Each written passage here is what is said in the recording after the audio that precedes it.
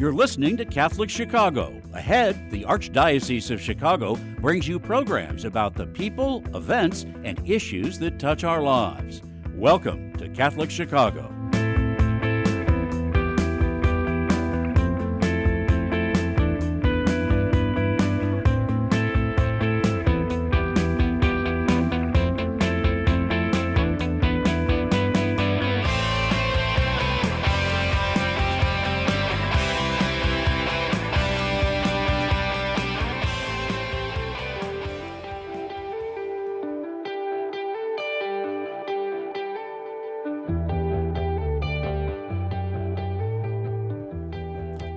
Good morning, and welcome to the Voice of Charity. I am Phil Zapata, here with my colleague, Katie Breedeman. Good morning, Katie. Good morning, Phil. Always great to see you, and always great to see all of you, and hear from our guests here joining us on Tuesday mornings, live from the Archdiocese studio, and those of you that are listening on WNDZ 750 AM in Chicago or watching our live stream on YouTube and Facebook at Catholic Chicago. We are here talking about the many ways in which Catholic Charities of the Archdiocese of Chicago is improving lives and nourishing spirits across Cook and Lake counties. So in recent weeks on this program, we've discussed several Catholic Charities behavioral health programs that assist people who are struggling with a wide range of behavioral, emotional, and or social challenges. And today we're continuing that conversation in a series to get an update on one of our programs that specifically helps people of all ages who've had more than one traumatic experience in their lives. This really is a wonderful program, Phil, and it's called CC Renews. Here to talk about this specialized approach to counseling are Carla Gutierrez, who's a director within our behavioral services at Catholic Charities, and Daisy Gonzalez, the program director for CC Renews. Welcome, Carla and Daisy. Thank you. Thank you so much for having us. Oh, it's our great pleasure, and it's really our honor. You do wonderful work, and as we've talked before, it's very complicated, sensitive, personalized work, and you really are so skilled at what you do, you and your colleagues, that it's our honor to have you on to talk about this program. Carla, can we start with you? Can you remind our audience how and when CC Renew started as a Catholic Charities program? Yes, of course. So CC Renew started in March of 2021, so really right in the middle of the COVID global pandemic. We started out really strong. Our annual goal was to serve 180 clients, and we surpassed that goal within the first 6 months. We've been very fortunate to have dedicated staff, mostly of whom are bilingual and bicultural, that have been able to provide culturally sensitive and linguistically appropriate services to clients residing in Lake County as well as Chicago. So what's interesting is to understand where CC Renews fits within the entire portfolio of Catholic Charities counseling programs. And so I want to make sure that I'm characterizing this correctly. So make sure you correct me if I'm wrong and talk a little bit about it. But CC Renews is funded through a grant, so there's no fees for program participants. And then CC Renews also focuses on helping people who've experienced multiple traumatic events. Am I stating that correctly? You are, Phil. And, I think that what makes us really unique is that we're able to service all ages, especially those that I think we have a lot of children, youth, and families. And that's really what allows us to service all ages, but also those that are living in Lake County and Chicago. We also have a really unique model that allows us to work with clients, not just providing counseling services, but also case management services, so that clients who are needing things like immediate needs or food or rental, or, we also have a little bit of financial assistance. So really helping our clients have more of that village of support and helping them get connected with a case manager within the same program that they have a counselor, so that we're able to then provide both of those services within the same program. So, Carly, you mentioned that 180 clients within the first 6 months. My goodness, that just makes my head spin. But talk about the volume of clients that you see on an annual basis. What does that number look like? So I can tell you that in fiscal year 23, we served 228 clients. Wow. You got your hands full. We do. Yeah. Against the size of your staff providing this assistance, how big is the CC Renews team? Yeah, so we currently have, so we have a team in Chicago and we have a team in Lake County. Our team in Lake County currently is one therapist, one clinical manager that also has a caseload of clients that she provides counseling services to. And then we have two case managers as well as interns. Now that's just Lake County. In Chicago, we have a very similar model.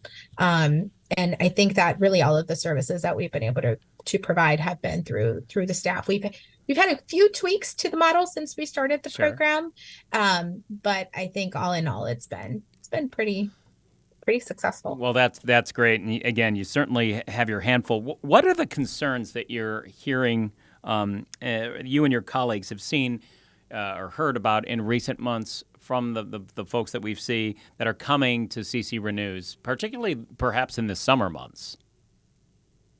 Yeah, so I think last year for sure with the horrible occurrences in Lake County with the 4th of July occurrences, obviously that was a need that we worked really hard with other community partners to also meet. We've seen an increase in children and youth seeking services, also an increase in those requesting services in Spanish. And so many of the clients that are coming in have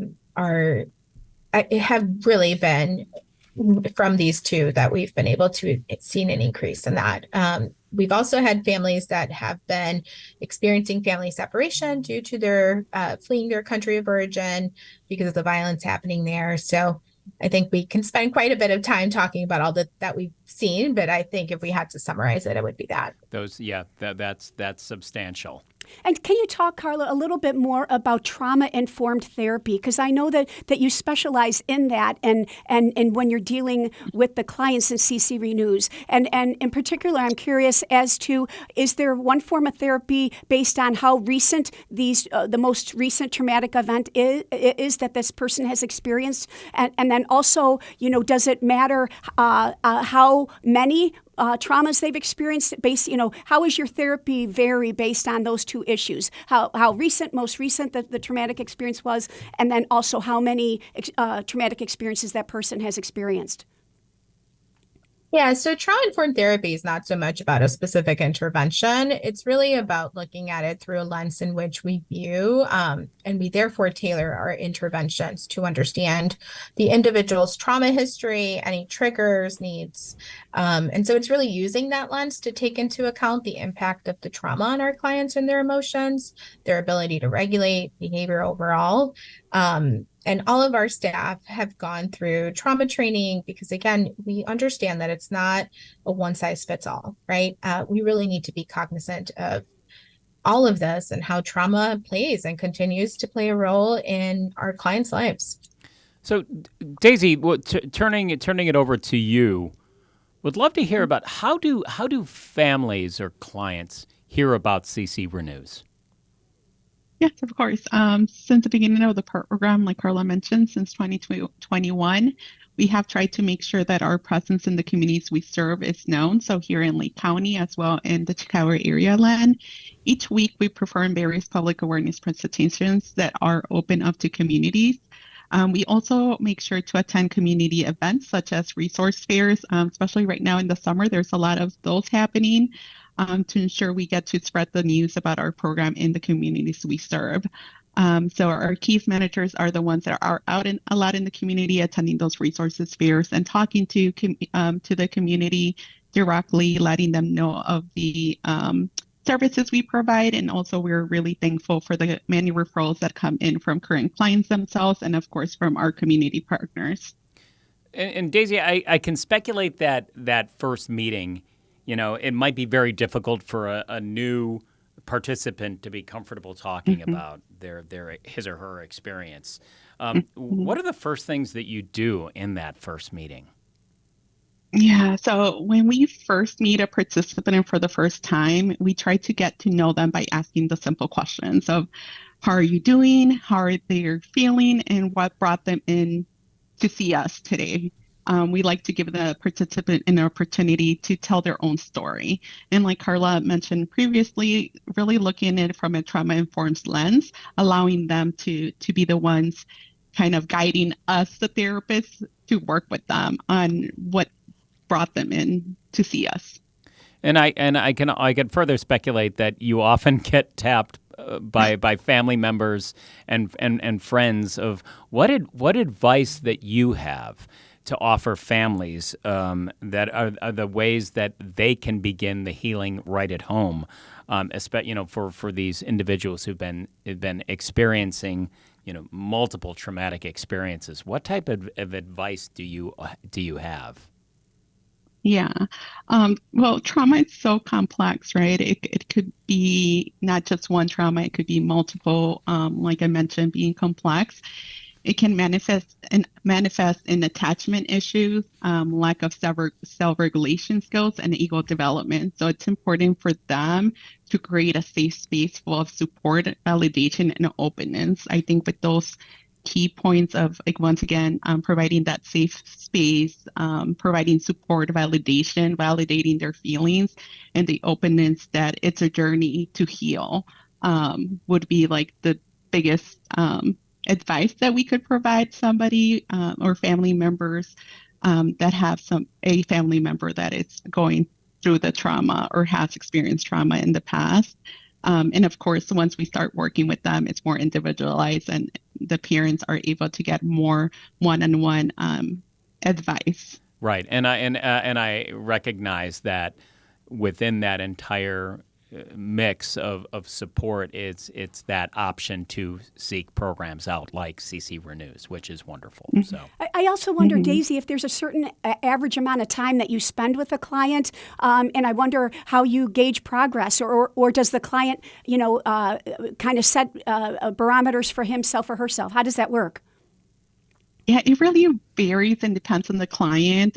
For example, there are clients who are seen weekly for counseling services, but also come into group each week and meet with their case manager on top. So it really varies. It would be hard to say, one client, it's weekly sessions and done in 6 months.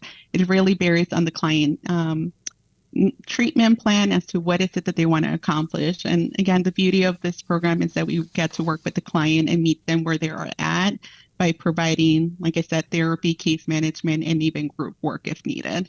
And that's so constructive, isn't it? That the CC Renews doesn't have a time limit when you're working with someone, that you are able to allow each client to heal in his or her own time frame. That's wonderful that that's a component within the program. I'm also just wondering if trauma-related symptoms differ from other emotional challenges that happen for other reasons. Is that, or trauma just too individualized, like you said before? It is important to recognize that every situation is different, but definitely I think that when there's trauma or exposure to trauma, even as a child, it's very common, unfortunately, because trauma could happen at different ages. So one that we really like to talk about when it comes to trauma and what is different compared to other mental health could be the adverse childhood experiences. Most people knows that as the ACEs, which is potentially traumatic events that someone experienced in their childhood, such as neglect or abuse. The more adverse childhood experience the child encounters, the higher the risk of issues with mental health, physical mental health, behavioral issues, educational problems, just to name a few. But definitely sometimes, like Carla mentioned, if somebody has experienced trauma, it is pretty complex. So we kind of take it from an informed lens approach. And then somebody who's coming in with a specific, not due to trauma, there's more specific approaches that you could use or interventions. So it's a little different, but not different too much. Understood. Right. Understood. We're talking about the CC Renews program with Carla Gutierrez and Daisy Gonzalez. We're going to throw it to break right now, but there is more with the Voice of Charity after we return from these messages. Please stay tuned.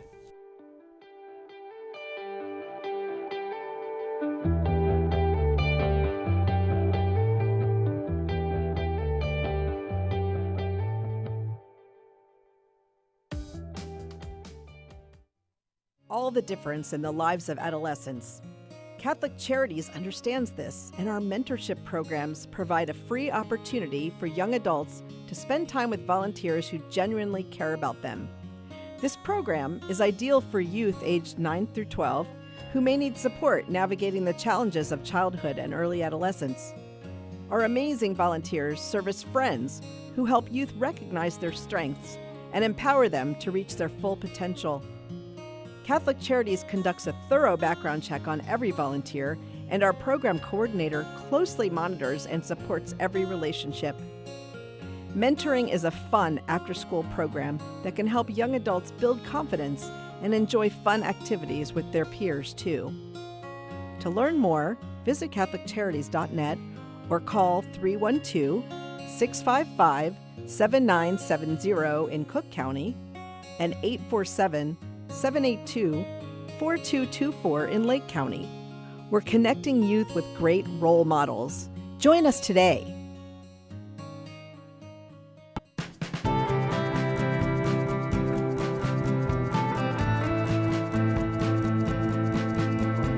People always say, how can you spend your day with 3-year-olds? Seeing the changes that they go through and just the journey and how they grow, this is a very rewarding job.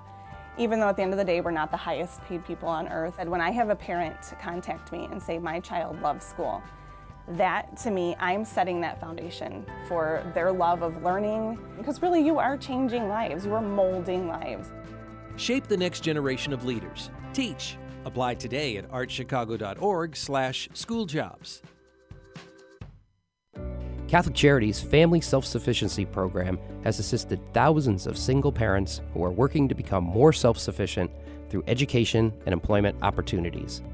Our experienced case managers accompany participants for up to 5 years on their journey to identify, address, and break down barriers to improving their quality of life and achieving meaningful goals for themselves and for their families. Professional, compassionate assistance is offered in a safe and trusting environment as participants develop the skills needed to become financially stable and able to support themselves. Every achievement starts with a decision to try. To learn more about Catholic Charities' Family Self-Sufficiency Program, call 847-782-4233 or visit CatholicCharities.net.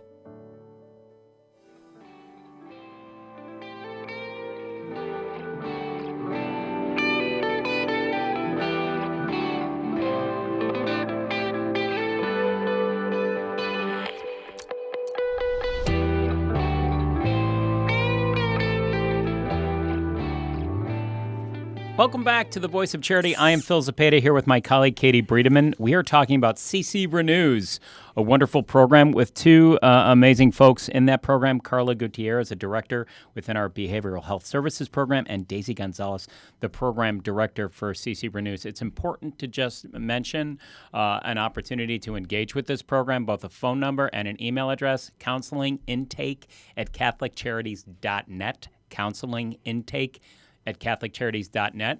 Also, the phone number directly to the program, 312-655-7725. We'll repeat that again later in the show, but just wanted to make sure that we made a point of sharing that with you. So both Carla and Daisy, these programs within Catholic Charities really come to life when we hear about the people that we've touched, right? And we've asked you to do this in previous shows, but while respecting some client privacy, we would love to hear from each of you a story about a participant or a family within the CC Renews program who've been able to heal and emerge from the program stronger and healthier.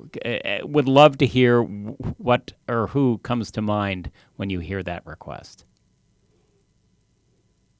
Yeah, I can go. I can actually share a story of a client that we served early on when the program first started, and it's really stuck with me for some time. So this was a young client that had a history of a lot of horrible things happen to her. And we received the referral from the inpatient facility that she was with, who had heard about CC Renews and wanted to see if we could provide services to the client. And so we did a lot of coordination with that center's staff to make sure that we were able to continue the services without there being an interruption, and not only support the client that had gone through these horrible things, but also her mom, who had her own history of trauma. And so we were able to assign a therapist to both the youth and her mom, and be able to provide case management services to help with things like relocation to a new rental unit, which was very necessary given the latest circumstances that had taken place. We provided financial assistance to help with this. We also provided a lot of advocacy, helping the mom who had limited literacy skills, very low literacy skills, and was unable to speak English, really providing a lot of interpretation, advocacy, referral to other providers, and helping them really be able to the best of their abilities, move beyond what had taken place that had caused for the youth to be in this inpatient unit. And it's a story that stuck with me because of the severity of the trauma that both had, but also how this model was able to provide the services to the youth and to the mom and to the family as a unit. And not just from a counseling perspective, but also from a case management, immediate needs perspective. It's a great story. It is a great story. Daisy, I would love to hear a case that comes to your mind. Yeah, a case that comes to mind is we got a referral from a local hospital due to a patient of theirs experiencing depression due to a diagnosis he received. So once he was referred to us, he was able to, of course, connect with the therapist right away to address his depression symptoms, but also connected with the case manager because he was facing financial hardship due to this diagnosis and going through treatment in the hospital and his medication not being covered by the insurance. And it was really highly costly, expensive medication that it made him face, or the family was facing, this financial hardship. So from a case management standpoint, he was able to get financial assistance to cover his rental payments for about 2 months. He was able to pay for his medication and continue, again, the therapist being able to continue to provide services to focus on his depression. After about 6 months, I believe, he was able to successfully complete treatment in the hospital. And he was also able to complete treatment successfully here with us, with decreasing his depression symptoms. He was able to get financial assistance, like I mentioned, and was able to return to work full time after 6 months of being in treatment, and being able to maintain his stable housing, that it was a big concern of him while he was receiving this treatment in the hospital. So, Daisy, I have such admiration for the CC Renews program and you. This is kind of a question out of left field, but I'm interested. How do you self-care for yourself? With everything that you're managing, you and your team, what does your self-care look like? I think that it's really checking in with one another. I think the leadership that we have here in Catholic Charities and even in the behavioral health, like having Carla to be able to process a lot of the things that are happening, and of course for the team to be able to come to me or the other clinical manager that we have on site to process those cases. And sometimes we're always reminded. We recently did a client satisfaction survey, and one of the comments made from a person or a participant in that survey was like, "Thank you so much. Like, just know that you're making a difference and you're saving lives." And I think that reading that in one of the comments from the client satisfaction surveys really struck me, and I shared it with the team and said, just remember, right, when we're working with these difficult cases and you're making a difference, because sometimes it does feel that it's just so much work, and it's like, where are we heading, right, with the cases that could be a little bit more difficult than other ones. And just being able to read that just reminded us. That's beautiful. Carla, would you agree? I agree. I mean, I think we have a really phenomenal leadership team here in behavioral health services. Of course, I'm biased. But I think the support that we're able to provide one another, right? It's like we become our own little village. And then we remind ourselves that we need to also keep self-care in mind, right? And whether it's exercising for some, definitely not for me, reading or enjoying hobbies, or even just disconnecting. I think we're really fortunate that we have a really strong team that allows us to really hold ourselves accountable to that as well. The other thing I couldn't help but think when you were mentioning your success stories is that the Catholic Charities Network is so powerful that in both of those stories that you mentioned, you were able to then quietly call another department within Catholic Charities, get that case management going, and that ended up being a very big significant part of their success. And so for everybody out there who makes donations to Catholic Charities, you know, the stories that Carla and Daisy are mentioning today, it shows how your donation is absolutely having a direct impact on someone's life, and we're so grateful for that. But, you know, before we run out of time, Carla and Daisy, you know, if there's anybody out there who is a friend or a loved one of someone that they're concerned about, that somebody is struggling, what are there signs that they should be looking for that maybe this is beyond just them having a difficult period and that they really need the professional help that a program like CC Renews offer? What would be those signs that loved ones should look out for? Carla, may I start with you? Sure. So I think even starting to consider that will be a sign. But I think it's important to note that signs may be presented in different ways, right? So the most common signs that youth present are really becoming socially withdrawn from their loved ones, frequent temper outbursts during transitional times or when being cued by an adult, signs of aggression, when unable to process or regulate emotions through verbal measures. They may have difficulties with focusing, unable to complete simple tasks. So I think, again, we can talk about this for a long time, but I think if in doubt, just reach out, right? If we're not able to, or if it sounds like something you're not wanting to do, Catholic Charities is such a large organization that we can reach out to the other arm and find a program that can meet your needs. Well said. Right Anything on. to add to that, Daisy? No, I think, again, the biggest signs, like Carla mentioned, it's most of the time it's the person starts noticing, for example, hobbies, the lack of interest in hobbies or things of that nature. Carla mentioned the children's signs. A lot of the signs of youth sometimes or children are being reported by the school. So the teacher, you know, you could start getting a lot of frequently calls from the teacher about the behavior, or he's getting isolated or things like that. So I think for children and youth, one big one would be the school, you know, because they spend so much time in school that they are the ones noticing those changes at times. Absolutely. And again, as a reminder for our listeners, to get in touch with CC Renews, it's counseling intake at CatholicCharities.net, counseling intake at CatholicCharities.net, or dial 312-655-7725, 312-655-7725. Carla and Daisy, thank you both for being on the show today. You've helped us all better understand how traumatic experiences can have a long-term detrimental effect on someone's life if these events are not acknowledged in open and healthy ways.